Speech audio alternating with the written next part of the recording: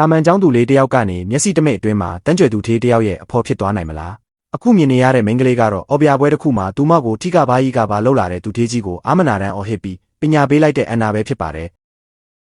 ဇလန်းဆမှာအန်နာဟာတာမန်ကျောင်းသူလေးတယောက်သာဖြစ်ပါတယ်ပွဲတစ်ခုမှာချမ်းသာပြီးအာနာရှိတဲ့ကျက်ဆိုတဲ့အမျိုးသားကသူမကိုစနောက်ဖို့စူးစမ်းခဲ့ရင်မဲ့အန်နာကကြောက်မသွားပဲရဲရဲဝံ့ဝံ့တုတ်ပြန်ခဲ့ပါတယ်ဒီနေရာမှာကျဲရဲ့စိတ်ထဲမှာထူးခြားတဲ့ခံစားချက်တစ်ခုဖြစ်သွားခဲ့ပါတယ်သူဟာပုံမှန်ဆိုရင်အလိုလိုက်ခံရတဲ့မိန်းကလေးတွေကိုပဲတွေ့နေကြဖြစ်လို့အန်နာရဲ့ဒီလိုရိုးသားပြတ်သားတဲ့ပုံစံကိုအလွန်သဘောကျသွားတာပါ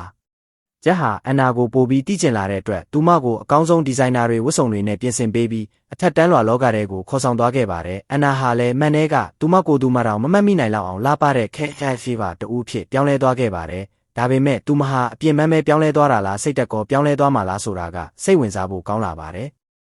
ဂျက်ကသူမကိုခန်းထားတဲ့ဂီတဖျော်ဖြေပွဲတစ်ခုကိုခေါ်သွားခဲ့ပါတယ်အဲ့ဒီမှာအန်နာဟာအရင်ကတခါမှမခံစားဘူးတဲ့အမှုပညာရဲ့အနှစ်သာရကိုစတင်ခံစားမိသွားပြီးသူမရဲ့အတွင်းစိတ်တွေပါနိုးထလာခဲ့ပါတယ်သူတို့နဲ့ဦးကြားကဆက်ဆံရေးဟာငွေကြေးနဲ့ဝယ်ယူထားတဲ့အဖော်ဆင့်ကနေစစ်မှန်တဲ့နားလည်မှုတွေစီကိုဥတီလာခဲ့ပါပြီဂျက်ရဲ့မျက်ဝန်းတွေထဲမှာအန်နာကိုကြည့်နေတဲ့အကြည့်တွေကအရင်လိုကစားစရာတစ်ခုလိုမဟုတ်တော့ပဲတန်ဖိုးရှိတဲ့အမှုပညာပစ္စည်းတစ်ခုကိုငင်းမောနေတယ်လို့မျိုးအထင်ကြီးလေးစားမှုတွေနဲ့ပြည့်နှက်နေခဲ့ပါတယ်ဇလန်ရဲ့အဆုံးမှာတော့သူတို့နှစ်ယောက်ဟာပြိုင်ကားလေးနဲ့မြို့ပြင်းအလှတွေကြားထဲမှာပျော်ရွှင်စွာထွက်ခွာသွားကြပါတယ်ဒီဇလန်ကနေကျွန်တော်တို့ကိုပေးချင်တဲ့သင်ခန်းစာကတော့ငွေကြေးကလူတစ်ယောက်ရဲ့အသွင်ပြင်ကိုပြောင်းလဲပေးနိုင်ပေမဲ့စစ်မှန်တဲ့တန်ဖိုးနဲ့အလှတရားကတော့လူတစ်ယောက်ရဲ့စိတ်ဓာတ်နဲ့ရဲရင့်မှုမှာပဲရှိတယ်ဆိုတာပါပဲ